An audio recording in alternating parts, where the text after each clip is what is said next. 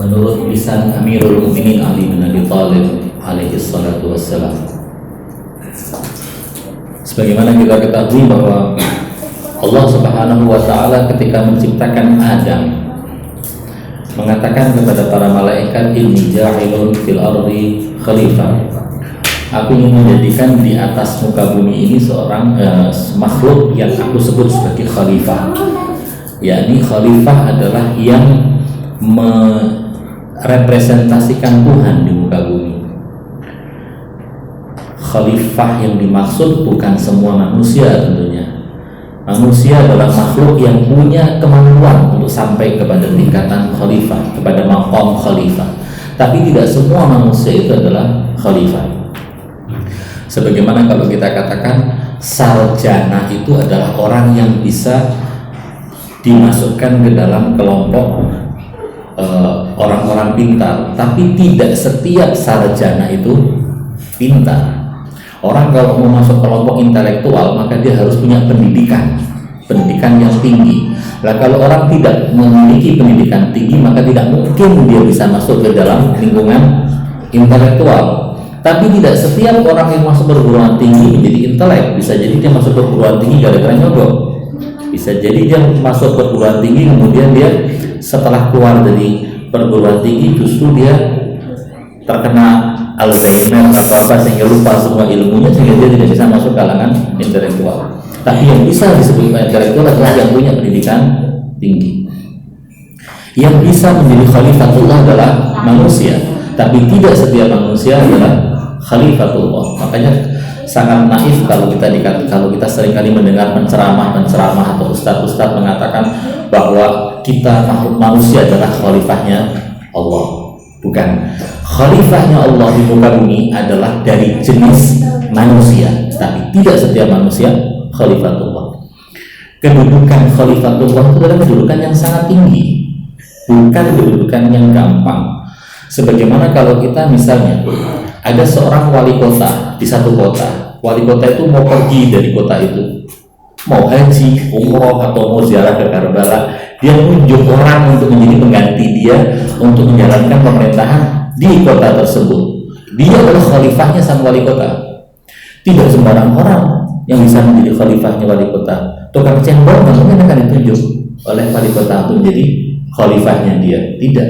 Orang yang punya kemampuan manajerial, orang yang punya kemampuan untuk mengatur kota, orang yang mengetahui seluk-beluk pengaturan kota, itulah yang ditunjuk oleh wali kota. Biasanya wakilnya atau sekretaris daerah, karena dia tahu apa yang harus dilakukan. Tidak mungkin orang seperti saya yang hanya tahu fa'ala yaqulu fa'lan wa maf'alan wa huwa fa'ilun ditunjuk menjadi khalifahnya wali kota. Paham ya di sini ya? Jadi kedudukan khalifatullah adalah kedudukan yang sangat tinggi. Nah, untuk bisa sampai ke sana ada jalan yang harus ditempuh oleh manusia. Dan jalan itu berliku-liku. Tugas seorang nabi adalah menyampaikan manusia dari jenis manusia, anak keturunan Adam, disampaikan ke sana. Ada yang berhasil sampai, ada yang tidak, dan kebanyakan manusia tidak sampai, sebagian kecil sampai. Paling tidaknya kalau orang tidak sampai, jangan sampai dia masuk ke dalam kelompok binatang yang Allah katakan dalam Al-Quran, ulaika kal an'am bal hum dhal. Manusia adalah makhluk. Kalau ada kesempatan saya ingin sedikit menyinggung tentang manusia itu sebenarnya siapa.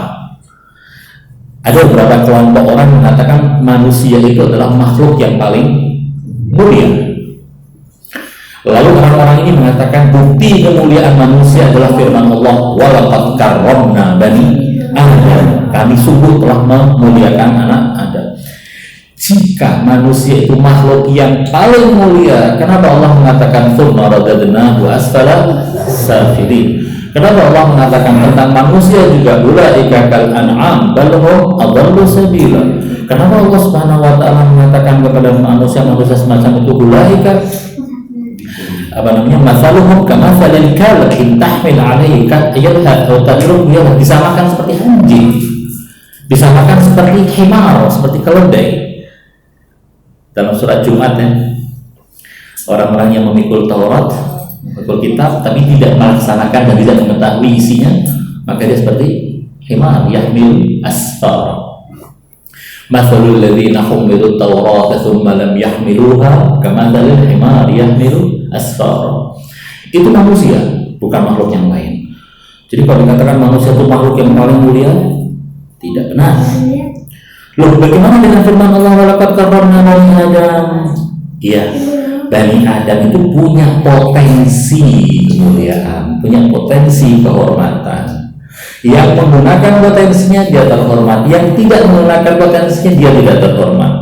Makanya kalau kita lihat fikih, dalam fikih Ahlus Sunnah khususnya, ketika dikatakan bahwa manusia itu ketika meninggal jenazahnya tidak najis. Kalau binatang misalnya ya kambing tidak kita sembelih, dia mati jadi bangkai, najis apa enggak? Najis. Semua muslimin mengatakan najis. Kucing mati najis. Semua binatang najis. Kenapa kalau manusia? Menurut Ahlus Sunnah, saya tidak mengatakan Syiah. Menurut Ahlus Sunnah, manusia kalau mati bangkainya tidak najis. Dalilnya walaqad karramna bani Adam. Tapi kalau manusia ditolak. Karena menurut mereka manusia itu makhluk yang paling mulia. Ada dalil yang lain misalnya mengatakan khalaqnahu fi ahsani taqwim, ya. Wat-tini waz-zaitun wa turi sinin wa hadza baladin amin laqad khalaqnal insana fi ahsani taqwim. Ahsani taqwim itu bukan berarti manusia paling sempurna. Ahsan itu paling baik, tapi bukan paling baik kedudukannya. Taqwimnya, iya. Manusia adalah makhluk yang paling baik. Kenapa? Tidak ada makhluk seperti manusia yang berdiri tegak. Coba lihat binatang-binatang itu ada berdiri tegak. Ada, tapi sebenarnya dia dipaksakan ketika tegak. Monyet itu kalau berdiri bisa tegak, bisa, tapi itu dipaksakan. Kalau jalan, tangannya di bawah. Yang tegak, kepala di atas, lurus manusia. Itu disebut dengan ahsanul taqwim. Kalau kita lihat manusia secara fisiknya adalah fisik yang sempurna dibandingkan makhluk-makhluk yang lain. Sehingga pembahasan mengenai kemanusia itu adalah manusia paling mulia ataukah tidak, sebagian kelompok orang-orang yang dalam tanda kutip kebarat-baratan, keismo-ismoan seperti humanisme atau yang lainnya mengatakan bahwa Islam itu agama humanisme, agama yang mengatakan bahwa yang paling asli dalam kehidupan, yang jadi poros kehidupan makhluk di alam ini adalah manusia. Menurut mereka seperti itu.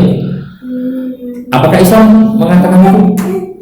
Kelompok muslimin yang punya pandangan kebarat-baratan mengatakan iya. Ayat-ayat yang disebutkan oleh mereka. Padahal tidak seperti itu. Oke, saya tidak akan masuk ke dalam sana lebih jauh lagi, ini sekedar pengantar.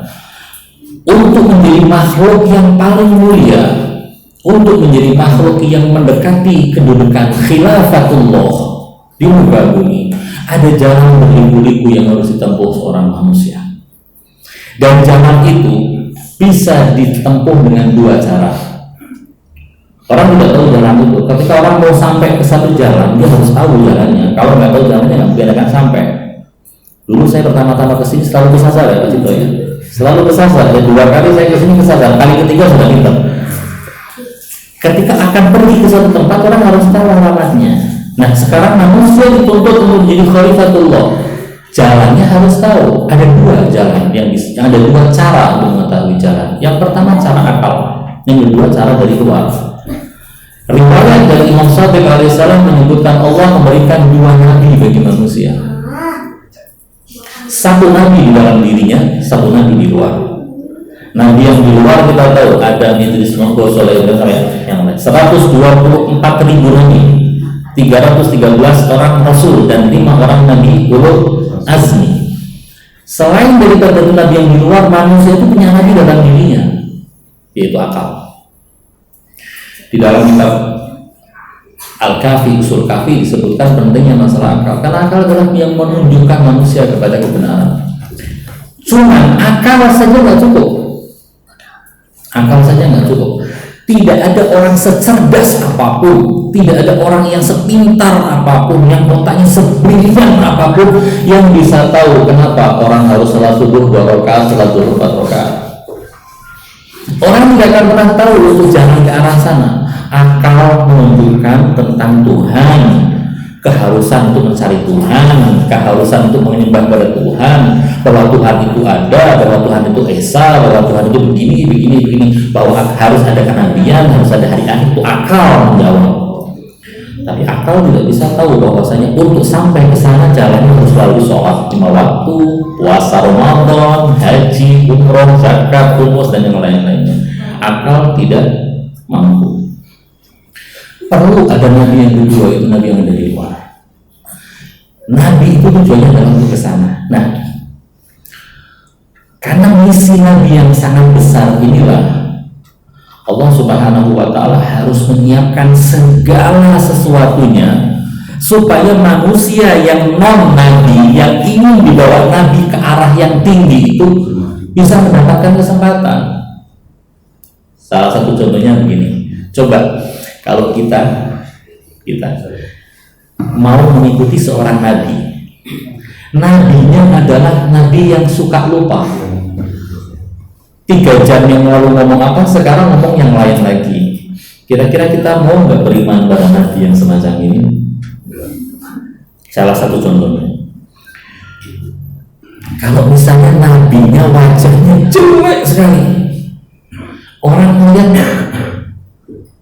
apa namanya, orang Pekalongan yang punya gigu apa ya? Ya, model kayak gitulah. Kira-kira orang bakal mengikutinya apa enggak? Kalau misalnya nabinya ini anak haram jadah, kira-kira mau enggak kita ngikuti?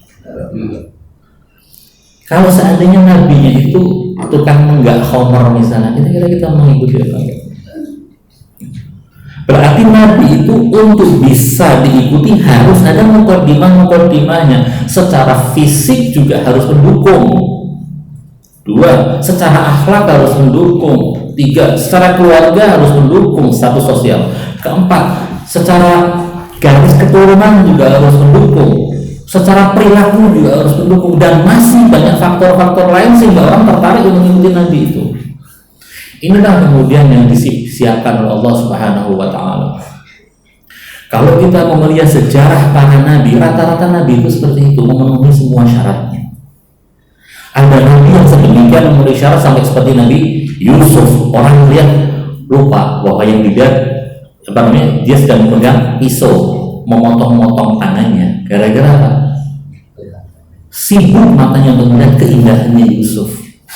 Itu tingkat atas dalam kegantengan misalnya.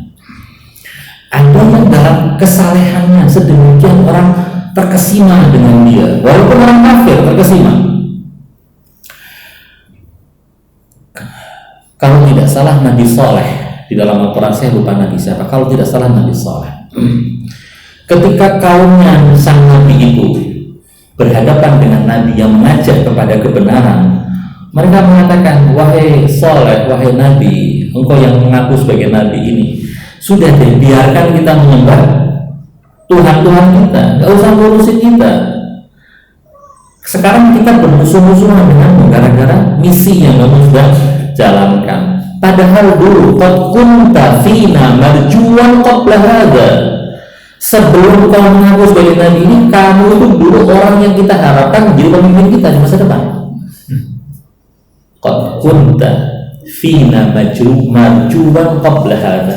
Atanhana ma yaf'alu aba'una. Saya carikan siapa nabinya supaya saya tidak salah, karena direkam saya takutnya kalau salah jadinya masalah nanti. Bantu saya dengan 3 kali baca sholawat. Allahumma sholli ala Muhammad wa ali Muhammad. Allahumma sholli ala Muhammad wa ali Muhammad. Allahumma sholli ala Muhammad wa ali. Ya. Di dalam surat Hud ayat 62 tentang Nabi Saleh. Ya Salihu qad kunta fina marjuwan qabla hadza. Wahai Saleh, dulu kamu itu kami harapkan sebelum kamu ngaku Nabi ini, karena kami sangat berharap kepada Atanhana an na'budu ma ya'budu aba'una. Apakah kamu sekarang melarang kami untuk menyembah yang disembah oleh ayah-ayah kami, oleh nenek moyang kami? Wa innana la fi syakkin mimma tad'una ilaihi. Jadi Nabi, ketika Nabi Soleh dikatakan oleh kaumnya seperti itu, berarti dia orang yang terpercaya, orang yang bisa memimpin, orang yang punya potensi besar dan masyarakat melihatnya. Contoh berikutnya Nabi Muhammad SAW. Ketika beliau mengaku sebagai Nabi, orang mulai menjaga jarak karena faktor 1 dan 2. Tapi kalau seandainya Nabi Muhammad tidak menjadi Nabi, tidak mengaku sebagai Nabi, sebutan Muhammad Al-Amin tetap melekat pada diri Nabi. Sebutan Muhammad As-Shadiqul Musaddaq juga tetap melekat pada Nabi. Gara-gara beliau mengajak orang kepada penyembahan Allah supaya meninggalkan berhala-berhala, dimusuhi. Ini adalah faktor-faktor yang diciptakan oleh Allah dan harus dimiliki oleh seorang Nabi supaya masyarakat ketika akan mengikutinya itu dengan tenang. Selain itu juga ada yang dibawa, ada mukjizat supaya mendukung kebenaran yang dibawa oleh Nabi. Selain mukjizat, akhlaknya Nabi, kemaksumannya Nabi. Salah satu dalil kemaksuman itu kan supaya apa? Supaya orang bisa mengikutinya dengan tenang, bahwa dia adalah orang yang terjaga dari kesalahan. Kalau Nabi-nya tidak terjaga dari kesalahan, akibatnya orang tidak tahu ini yang dikatakan benar ataukah tidak benar. Insya Allah nanti kalau ada kesempatan kita bahas mengenai dalil-dalil kemaksuman Nabi. Kenapa Nabi harus maksum? Kan sekarang lagi ngetren ya kata-katanya Haikal Hasan atau Hasan Haikal yang mengatakan bahwa orang-orang Syiah itu sesat karena meyakini adanya maksum selain Nabi. Karena adanya maksum selain Nabi. Insya Allah kalau Allah memberikan kesempatan pada kita akan bahas tentang kemaksuman Nabi dan kemaksuman imam. Kenapa imam harus maksum? Nantilah itu bahasan nanti. Kalau diizinkan sama Pak Cipto. Saya izinkan. Nah, mengenai Nabi Muhammad SAW, Allah Subhanahu wa Ta'ala mengutus 124.000 nabi yang diutus ke seluruh kaum, sehingga jangan heran kalau ada ditemukan suatu kali, sekarang sih masih belum ditemukan, suatu kali mungkin akan ditemukan seorang nabi dari kaum Jawa misalnya, nabi dari kaum Cina misalnya, nabi dari kaum Afrika misalnya. Sangat mungkin terjadi dan harus ada. Kecuali kalau Jawa ini ternyata sebelum Nabi Muhammad merupakan bagian dari Arab misalnya, sudah ada di Arab Nabi di sana. Tapi kayaknya jauh ya kalau orang Jawa, keturunan Arab itu kayak jauh sekali. Allah mengatakan wa in min ummatin illa khala fiha nadhir. Tidak ada satu umat pun, satu kaum pun, satu kabilah pun kecuali ada nabi di situ. Supaya apa? Supaya nabi itulah yang mengajak kepada kebenaran, menunjukkan jalan kebenaran. Kalau tidak ada nabi, bagaimana mereka akan tahu kebenaran?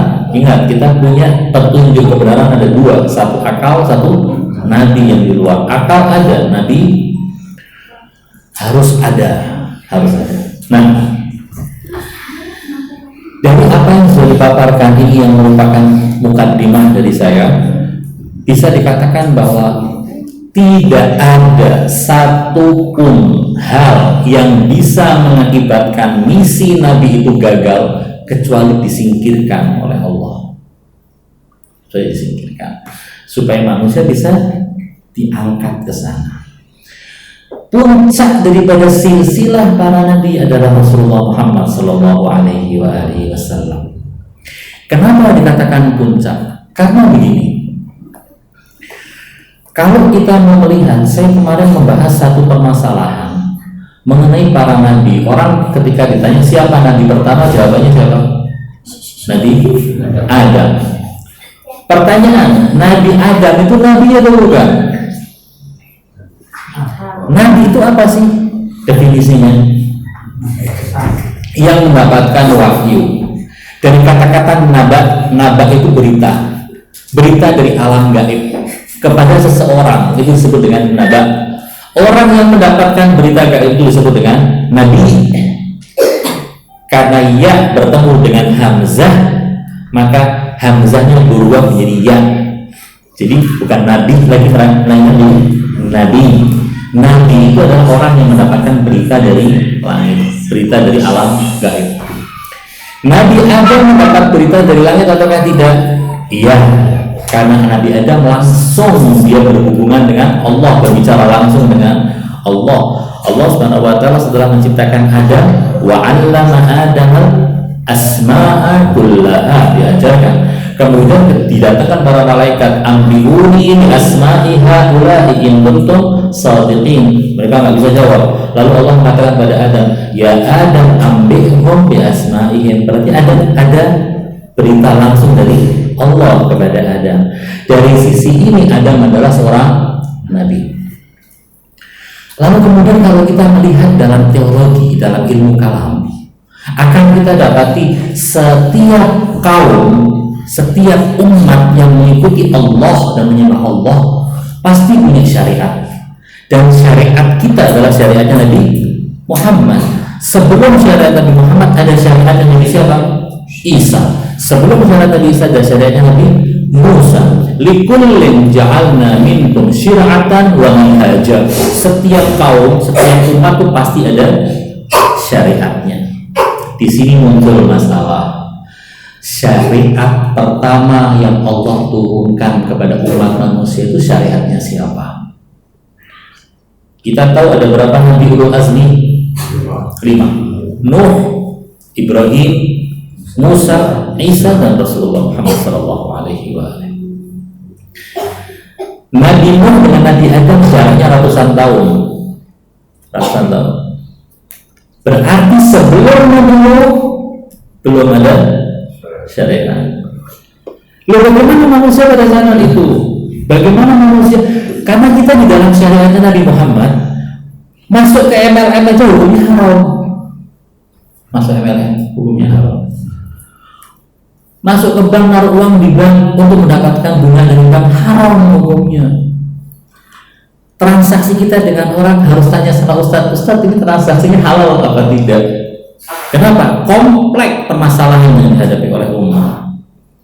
Nah, pada zaman itu, pada zaman Nabi Adam, kalau tidak ada syariat, lalu siapa yang syariat, aturan apa yang harus diterapkan supaya hubungan manusia dengan manusia lain bisa diatur? Bagaimana penjelasannya? Jawabannya pada zaman Nabi Adam sampai menjelang Nabi Nuh, Allah hanya memerintahkan orang minimalnya untuk beribadah, untuk mengimani Allah, tahu bahwa Tuhan mereka adalah Allah. Kalau Nabi yang memerintahkan lakukan ini, lakukan. Tidak ada aturan-aturan berbentuk syariat, karena kehidupannya sedemikian sederhana. Semakin kesini kehidupan semakin, karena pada zaman Nabi Adam hanya ada Nabi Adam, Siti Hawa, dan beberapa anaknya. Ngapain mau dibuat undang-undang? Kira-kira kita di rumah buat undang-undang apa enggak? Enggak ada. Tapi kalau masuk ke desa, ada undang-undang di desa, karena orangnya banyak. Semakin banyak orang, semakin diperlukan undang-undang dan aturan, karena manusia kepentingannya bergesekan dengan manusia yang lain supaya ada undang-undangnya. Kalau dalam rumah tangga, ada bapak cukup ditaati, selesai. Bapak yang menjadi pemegang hak veto. Kamu salah berarti kamu salah, hak veto dari tangan bapak, selesai urusannya. Tapi kalau orang lain, apalagi tersebar, semakin kompleks, semakin banyak permasalahan yang harus dijawab, diperlukan undang-undang. Kalau sekarang ada undang-undang ITE, ya, saya mau tanya, 50 tahun yang lalu ada nggak undang-undang ITE? Tidak ada, karena belum ada tuntutannya. Jika sekarang dibuat undang-undang ganjil genap, dulu ada nggak undang-undang ganjil genap? Tidak, karena jumlah kendaraan sedikit, nggak perlu ada undang-undang. Semakin kompleks permasalahan, maka perlu dibuat undang-undang. Kehidupan zaman Nabi Adam sampai menjelang Nabi Nuh, jumlah manusia masih sedikit, jadi tidak perlu dibuat undang-undang yang besar. Baru ketika Nabi Nuh diberikanlah syariat. Syariat pertama adalah syariat Nabi Nuh alaihissalam. Dari perjalanan Nabi Nuh sampai kepada perjalanan Nabi Muhammad SAW, kehidupan manusia semakin kompleks dan manusia semakin cerdas, manusia semakin matang dalam berpikir. Coba kalau antum bayangkan ya, kalau ada orang mati 50 tahun yang lalu kemudian sekarang dibangkitkan. Guru bahasa Indonesia misalnya guru bahasa Indonesia mati 50 tahun yang lalu, dibangkitkan sekarang, ketemu dengan anak-anak muda. Jangan lebay dong, guru bahasa Indonesia nggak paham itu artinya lebay. Kamu baperan, nggak paham baper itu apa. Kenapa? Karena dia tidak mengikuti perkembangan zaman, dia tidak bisa mengikuti apa yang ada. Karena kematangan bahasa kesini semakin terbuka lagi. Ada guru, misalnya guru teknik meninggal 50 tahun yang lalu, dibangkitkan, dikasih HP, bisa yang mengoperasikan? Nggak bisa. Aneh bagi dia.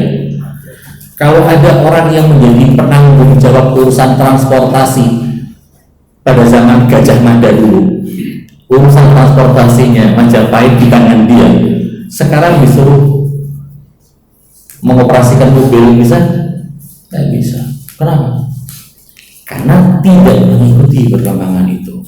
Nah, umat manusia secara logik, secara intelijensia, secara keilmuan, secara kematangan berpikir, dengan berlalunya waktu dia semakin matang. Karena itu sebenarnya syariat Nabi Nuh dibandingkan dengan syariat Nabi Ibrahim bukan bertentangan, tetapi syariat Nabi Ibrahim melengkapi apa yang ada dalam syariat Nabi Nuh. Syariat Nabi Musa bukan menafikan syariat Nabi Ibrahim, tetapi melengkapi syariat Nabi Ibrahim sampai kepada syariat Nabi Isa dan Nabi Muhammad SAW.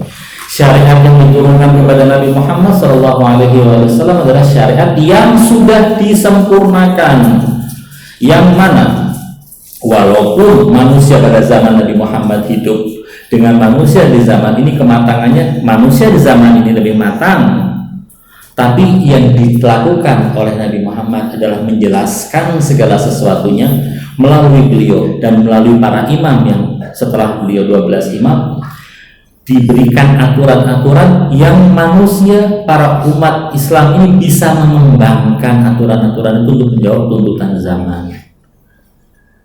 Jadi yang dilakukan, yang diturunkan oleh Allah kepada Nabi Muhammad adalah syariat yang sudah sempurna dengan kitab yang sempurna, dengan syariat yang sempurna, dengan penjelasan dari manusia sempurna, 12 imam.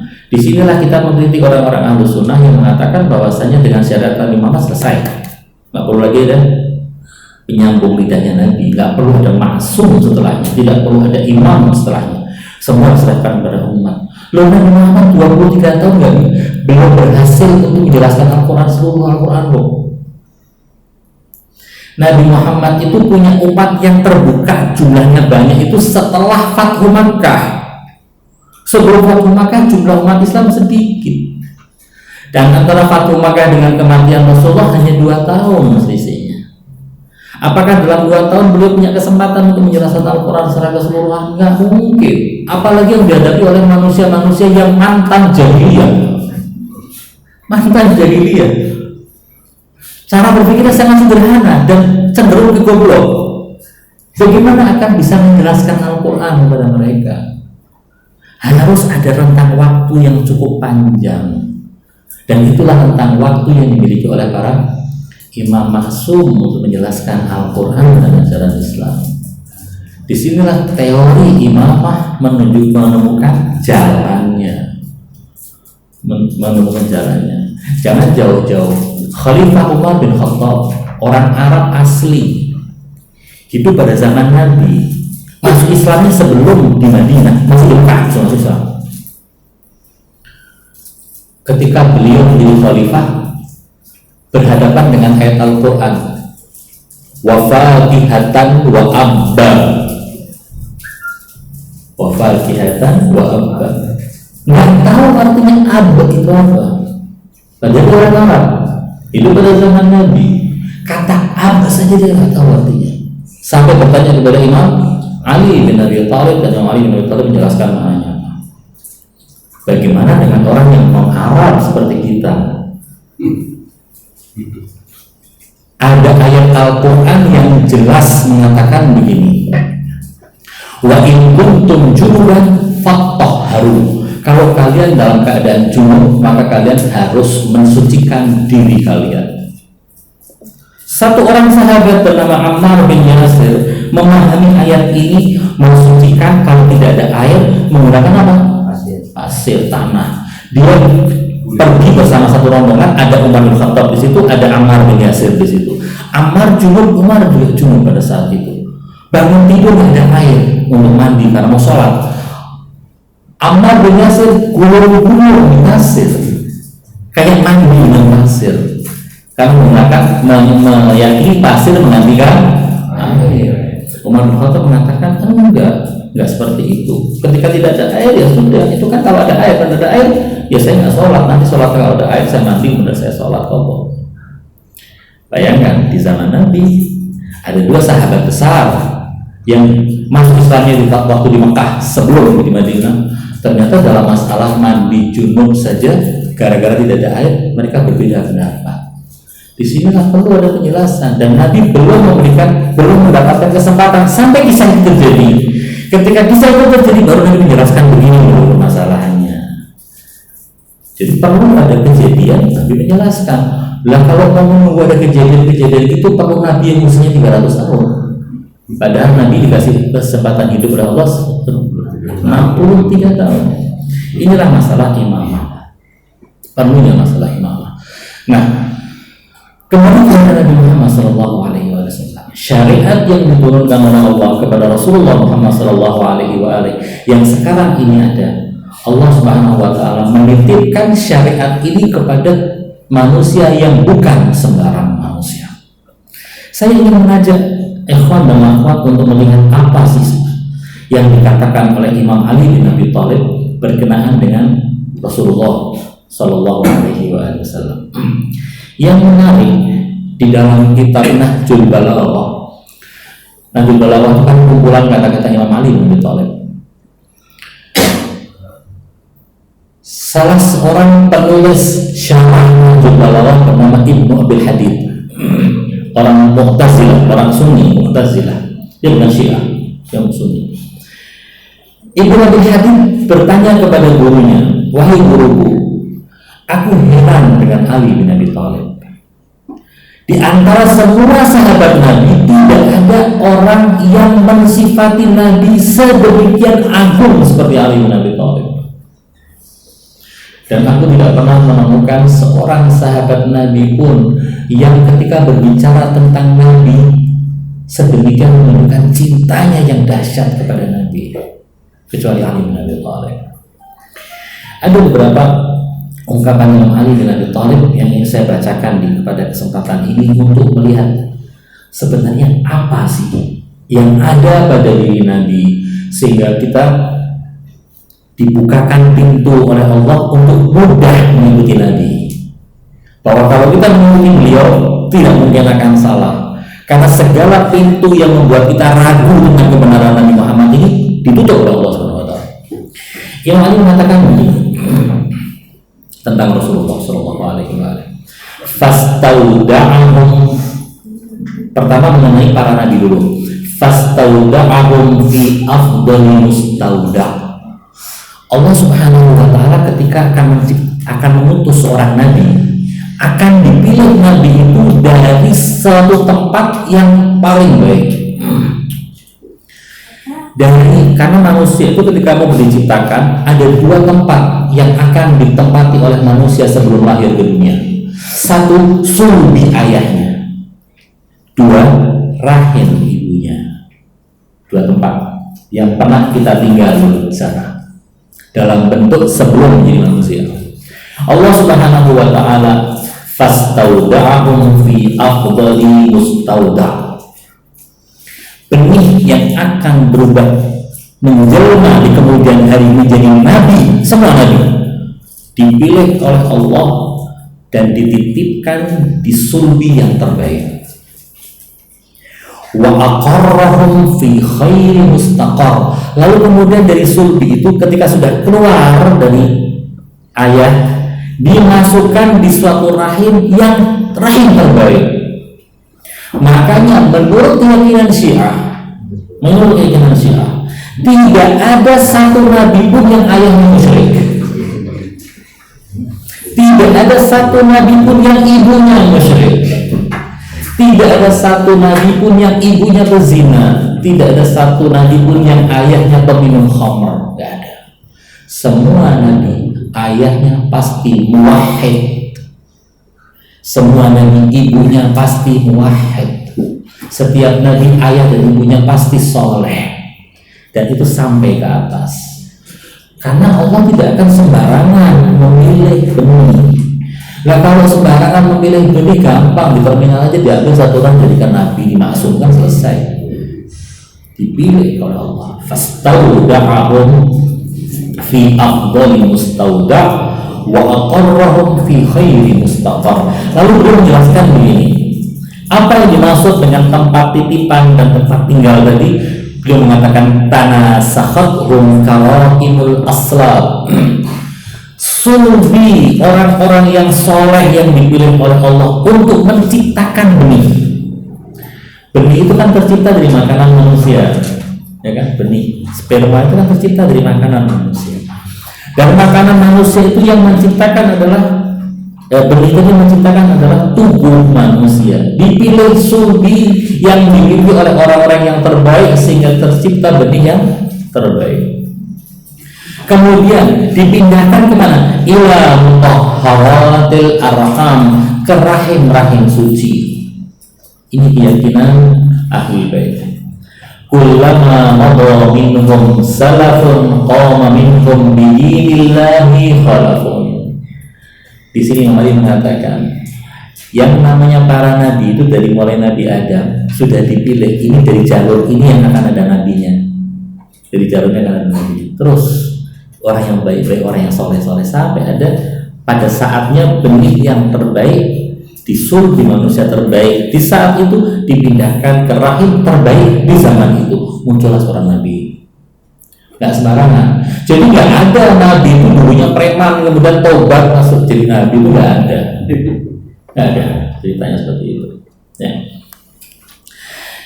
Hatta afdal karamatullah subhanahu wa ta'ala ila Muhammad sallallahu alaihi wa alihi, sampai kemudian kemuliaan yang Allah berikan ini tiba pada gilirannya kepada Nabi Muhammad sallallahu alaihi. Fa akhrajahu min afdalil ma'amin mahbitan wa a'azzil urumati maghrisan minasyajaratil lati sadaha minha anbiya'a wa intajaba minha umana'ah.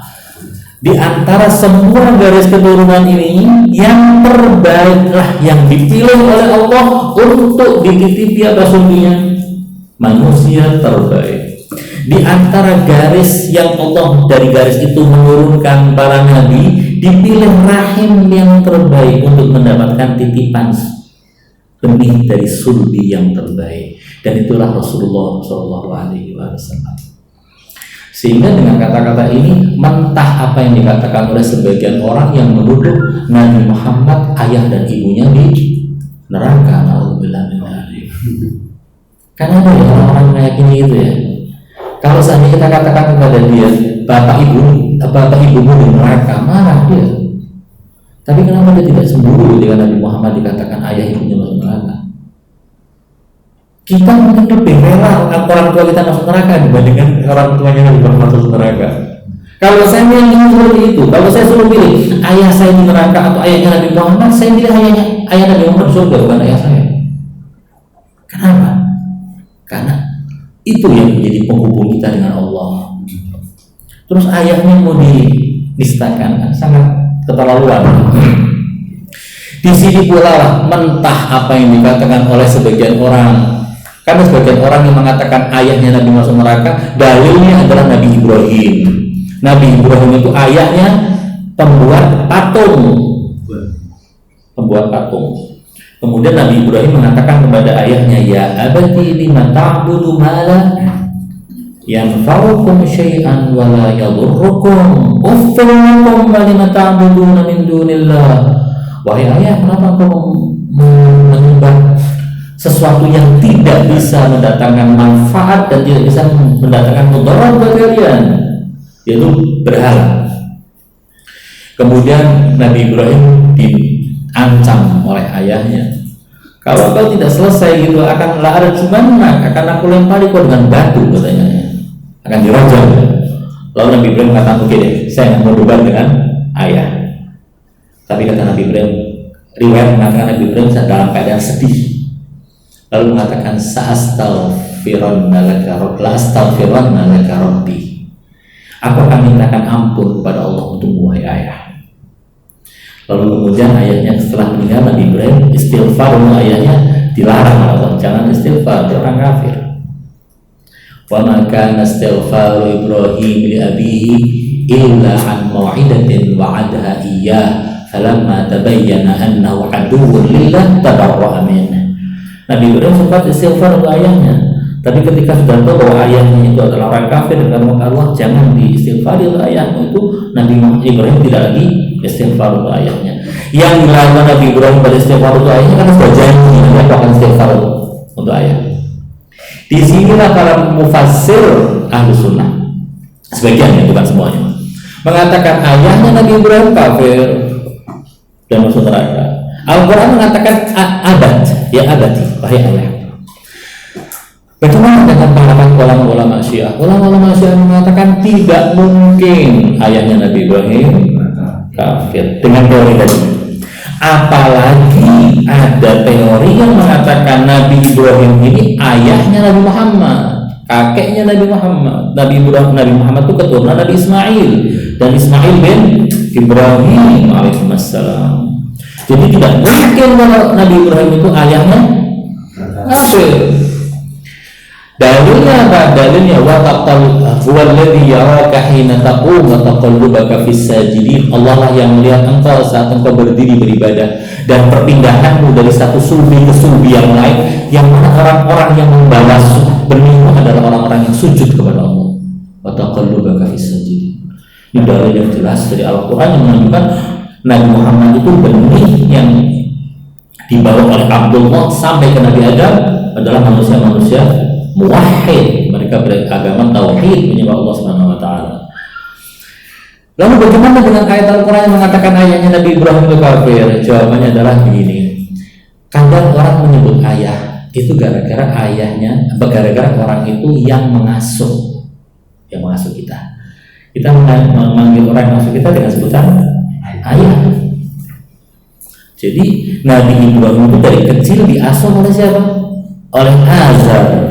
Azar itu paman dia kafir, paman Nabi Ibrahim, yang membuat patung dan makannya dari patung, menyembah berhala. Nabi Ibrahim mengatakan, kenapa kamu menyembah berhala? Ditegur Nabi Ibrahim. Nah, jika pamannya kafir berarti tidak bisa merusak teori kita tadi. Teori kita mengatakan ayah seorang nabi pasti muwahhid. Ayahnya Nabi Ibrahim muwahhid. Kalau pamannya kafir silahkan, paman, kita gak ada urusan dengan pamannya seorang nabi. Kita berurusan dengan siapa? Ayah dan kakeknya Nabi. Inilah yang dikatakan oleh Amirul Mukminin Ali bin Abi Thalib mengenai Rasulullah dan siapakah ayah daripada Rasulullah SAW sampai kepada Nabi Adam alaihissalam. Di dalam riwayat yang tadi saya bacakan tadi dari Imam Ali bin Abi Thalib, Rasulullah SAW disifati oleh Imam Ali selain daripada garis keturunan dari ayah dan ibu yang Allah telah menentukan garis itu adalah garis para nabi.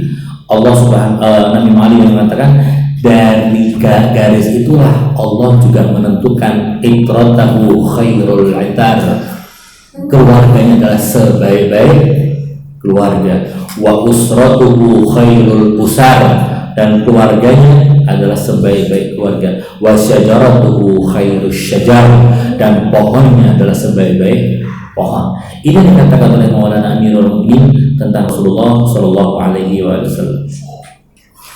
Kemudian Rasulullah lahir ke dunia melalui jalur tadi.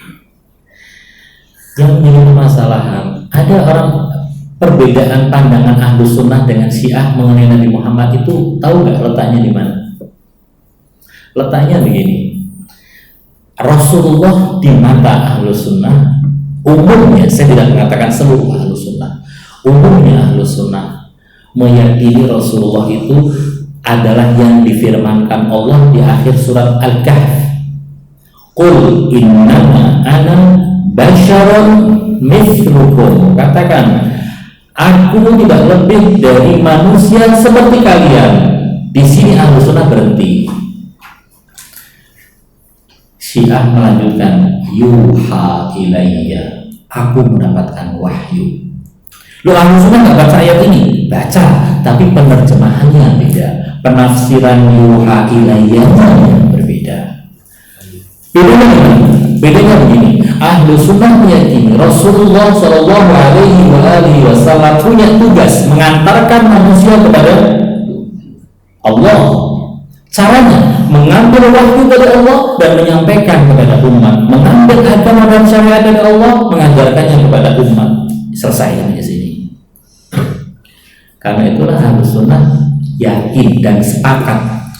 Orang Ahlus Sunnah sepakat bahwa Nabi Muhammad itu maksum ketika mendapatkan wahyu dan maksum ketika menyampaikan wahyu. Ahlus Sunnah sepakat, Syiah pun mengatakan begitu.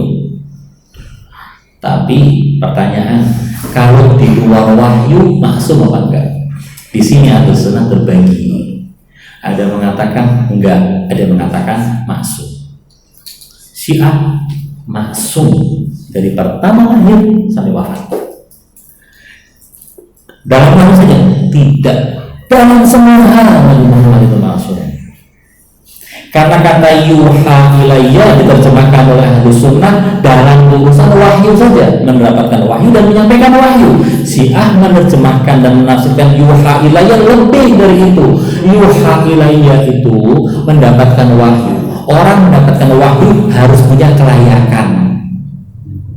Kelayakannya itu loh. Kelayakannya apa?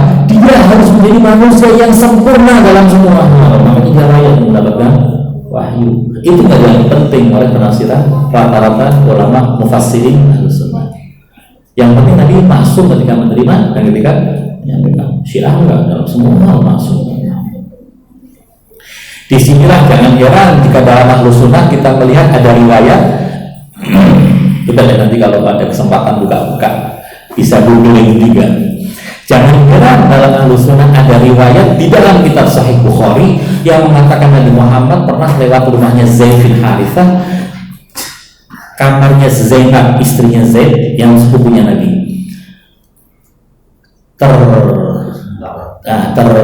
tersingkap kena angin. Kemudian Nabi matanya sempat melihat Zainab yang cantik tanpa mengenakan kerudung, jatuh hati. Lalu kemudian menyuruh Zaid untuk menceraikan setelah cerai dinikahi oleh Rasulullah Zainab. Jangan heran, kenapa? Nabi itu manusia biasa. Dalam hal semacam ini mungkin saja. Jangan heran dalam Ahlus Sunnah kalau kita melihat riwayat dalam Bukhari mengatakan Nabi maaf kencing berdiri karena rumahnya orang. Karena manusia biasa. Dia maksum dalam mendapatkan wahyu dan menyampaikan wahyu. Selainnya tidak. Bahkan ada kelompok Ahlus Sunnah yang mengatakan Nabi itu mungkin berbuat dosa, tapi dosa kecil.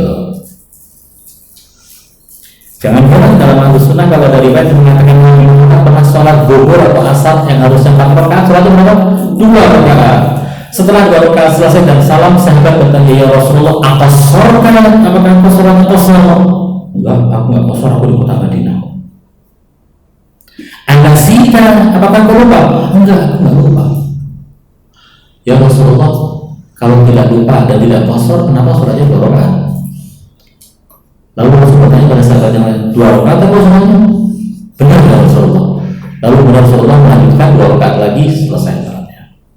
Jangan heran kalau kita mendapatkan riwayat semacam ini dalam Ahlus Sunnah. Dalam Syiah nggak ada riwayat itu. Jangan heran kalau kita dalam Ahlus Sunnah mendapatkan riwayat Nabi Muhammad bermuka masam ketika kedatangan Abdullah bin Maktum sampai turun surat sahabat tawalla. Dalam Syiah ditolak. Karena apa? Yuha ilayya itu beda penafsirannya antara Ahlus Sunnah dan Syiah. Jangan heran pula jika dalam Ahlus Sunnah kita mendapatkan riwayat bahwa Rasulullah SAW nonton tarian tradisional Arab bersama dengan istrinya, pipinya nempel dengan pipi istrinya di depan halayak umum. Jangan heran ada riwayatnya dalam Bukhari dan Muslim. Jangan heran, Syiah menolak riwayat itu, menolak. Karena yuha ilainya beda penafsirannya. Saya tidak mengatakan bahwasanya Syiah benar yang Ahlus Sunnah jadi salah kemudian kafir, enggak, penafsirannya beda sehingga nanti munculnya pemikiran juga berbeda. Masing-masing punya dalil. Saya tidak akan mengatakan bahwasanya ya karena saya Syiah saya mengatakan yang benar Syiah, tapi itu bukan untuk mengatakan bahwasanya diyakini oleh orang-orang Ahlus Sunnah menjadikan mereka sesat, enggak. Saya bukan kelompok takfiri, saya adalah kelompok apa namanya? Islam radikal. Islam moderat. Oke. Nah, kita lanjutkan kepada bahasan. Tidak sangka ternyata saya sudah bicara hampir 1 jam. Sedikit lagi.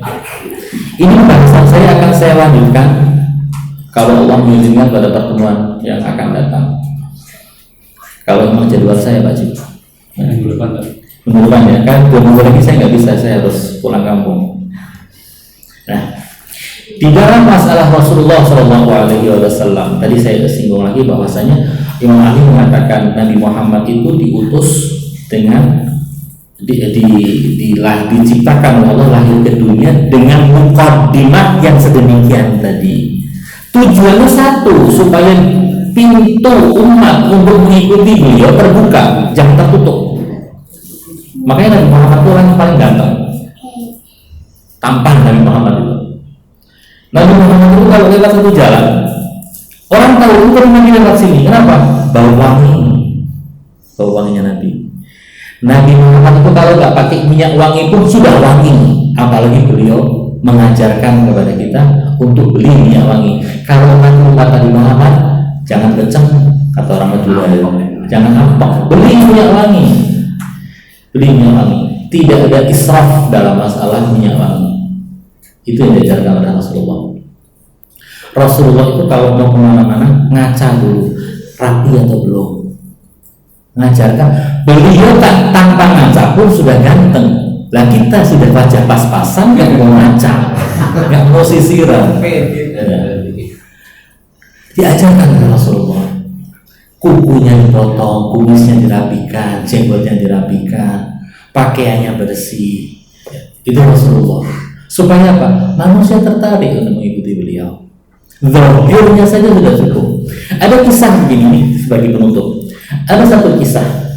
Ada seorang anak muda yang setiap hari dia berdiri di satu tempat di ujung gang. Ujung gang tempat Nabi biasa lewat dulu ke masjid untuk ada kegiatan beliau. Ini anak muda selalu berdiri di situ hanya untuk melihat Rasulullah. Hanya untuk melihat Rasulullah. Ketika dia sudah melihat Rasulullah lewat dan senyum, balik ke rumahnya. Setiap hari dia melakukan itu. Suatu kali anak muda ini nggak kelihatan. Ditanya oleh Rasulullah di mana itu orang. Lagi sakit. Didatangi oleh Rasulullah. Ini orang melihat Rasulullah itu sudah senang. Wajahnya Rasulullah yang tampan, penampilan, belum mendengarkan kata-katanya Rasulullah, belum mendengarkan wejangan-wejangannya Rasulullah. Jadi pintu untuk mendapatkan kebenaran dan kebaikan itu dibuka. Seandainya Rasulullah tidak membawa mukjizat, sudah cukup dalil untuk mengikuti beliau.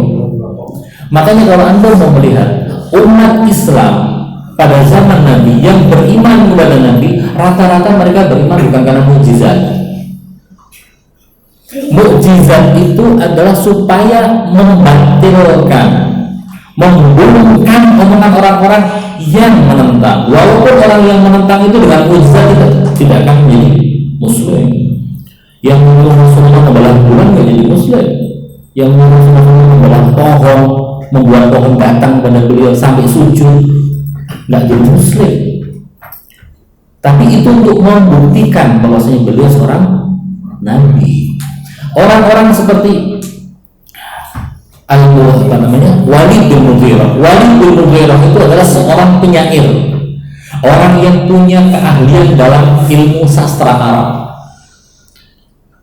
Ketika mengatakan kata-kata Nabi yang menyihir itu, dia mengatakan ini adalah kata-kata manusia. Ini bukan kata-kata sembarangan, kata-kata yang betul-betul indah. Dia bukan kata-kata seorang dukun. Di dalam surat Mudaththir itu disebutkan bagaimana dikatakan oleh Walid bin Mughirah yang menolak Al-Quran, tapi malam-malam dengan undang-undang. Pernah dengar ceritanya? Abu Jahal, Walid bin Mughirah, Abu Lahab dan yang lainnya malam selalu mengendap-endap di belakang rumahnya Rasulullah, mendengarkan Rasulullah baca Al-Quran. Nguping. Satu kali di antara mereka ada yang nginjek batunya bergerak menimbulkan bunyi yang lainnya pada kaget. Mereka datang ke sana sendiri-sendiri, jadi saling nggak tahu, gelap. Begitu ada satu yang ada menimbulkan suara, yang lainnya pada kaget. Aku ketahuan nih. Ternyata, kau kesini ngapain? Lagi dengerin nih. Iya, rahasia aja di antara kita. Ini kisah dalam sejarah disebutkan mendengarkan kata-kata ayat-ayat Al-Quran yang dibaca oleh Rasulullah. Tapi apakah mereka kemudian masuk Islam? Tidak, kafir mereka mati. Abu Lahab mati kafir, Abu Jahal mati kafir, Umayyah mati kafir. Walaupun mereka sudah melihat Al-Quran adalah mukjizat, mukjizat itu tidak dibutuhkan bagi seorang yang mau beriman. Orang beriman memandang Rasulullah sudah cukup untuk masuk Islam. Orang beriman dan akhlaknya Rasulullah sudah cukup untuk masuk Islam. Orang beriman melihat ajaran Rasulullah sudah cukup untuk masuk Islam. Ada kisah seorang yang di dalam perang Bani Mustalik, Rasulullah sendirian masih memisahkan diri dari pasukan, berteduh di bawahnya pohon.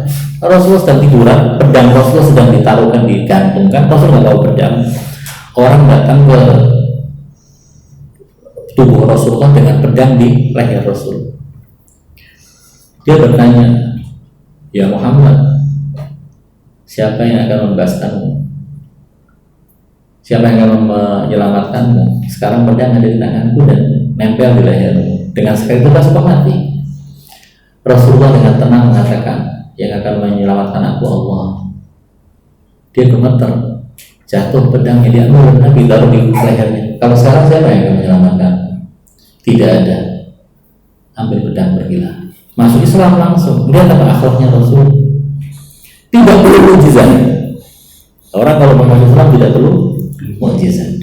Mukjizat hanya untuk menunjukkan kepada orang-orang yang menentang bahwa apa yang mereka lakukan itu salah, supaya orang-orang yang selama ini tidak mengikuti, lihat ternyata ini salah, yang itu benar. Orang-orang yang tidak minta mukjizat itu yang sebenarnya perlu diberitahu. Kalau mau lihat apa yang diminta oleh orang kafir Quraisy terhadap Nabi, lihat di dalam surat Al-Isra. Bagaimana Allah SWT menceritakan Nabi itu harus seperti apa, harus punya kekayaan, harus punya rumah yang terbuat dari batu permata, berlian dari apa. Nabinya harus bisa naik ke langit misalnya. Jadi mukjizat itu sebenarnya bukan untuk mengajak orang-orang kepada Islam, tapi untuk membuktikan kebenaran.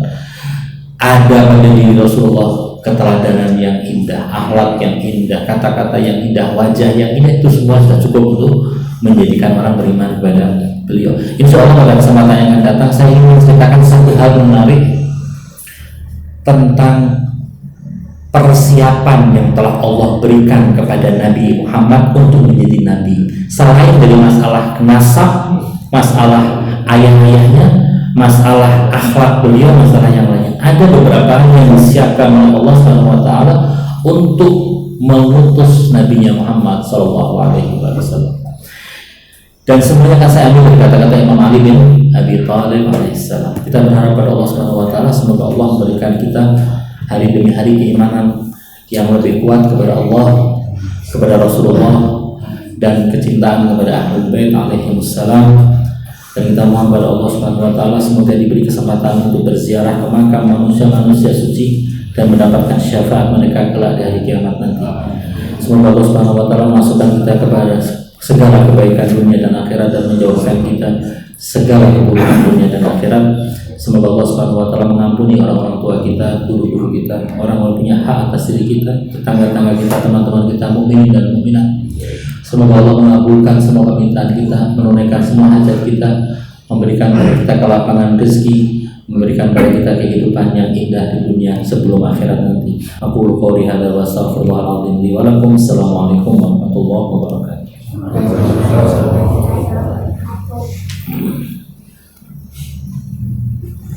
Tanya, jadi bapaknya Nabi Ibrahim, namanya harus namanya kalau nggak Taroh. Kalau Azar bukan, tapi tidak ada di dalam Al-Quran namanya Nabi, ayahnya Nabi Ibrahim. Yang ada nama pamannya itu, bukan Azhar, ini Azharnya itu Azar. Apa dibilangnya bi abi ya? Iya, karena gini, dalam bahasa Arab kata ab itu artinya bukan hanya ayah, paman juga. Iya, ab itu artinya dalam bahasa Arab bisa ayah, bisa paman. Ya. Yang kedua, sebutan ayah itu juga digunakan untuk yang mengasuh, dan yang mengasuh adalah azar dari kecil. Kalau yang cerita Nabi Muhammad dibelah dadanya sebelum jadi nabi, Insya Allah pertemuan yang akan datang kita akan Sama ya. Bikodi juga ada Bikodi juga. akan kita bahas. Insya Allah. Kalau ayat dan kamu tidak akan bisa adil walau harus nah itu Walan tastati'u an ta'dilu bainan nisa. iya. Kalau punya istri lebih dari satu, nggak mungkin orang yang bisa adil. Antum punya anak berapa? Satu ya. Sampai punya anak dua lebih. Jujur, di antara semua anaknya ada yang lebih di hati apa enggak? Ada. Nggak mungkin orang akan bisa adil dalam membagi rasa hati kepada anak-anaknya. Ketika orang punya istri dua, tidak mungkin hatinya itu akan bisa sama 50 ke sini 50 ke sini, nggak mungkin. Tapi yang harus dilakukan adalah membagi waktu yang adil, membagi nafkah yang adil, perhatian yang adil. Walang tastati'u dalam hati dalam urusan hati nggak mungkin kita nggak bisa adil. Makanya kata-kata Allah mengenai bolehnya poligami itu kan dikasih tanda, dikasih catatan. Kalau nggak bisa adil ya cukup satu. Orang-orang yang menolak tentang poligami, yang menolak poligami khususnya kaum Hawa ya. Karena kaum Hawa kan menolak poligami. Rata-rata orang yang menolak poligami mengatakan Allah mengatakan kalau tidak bisa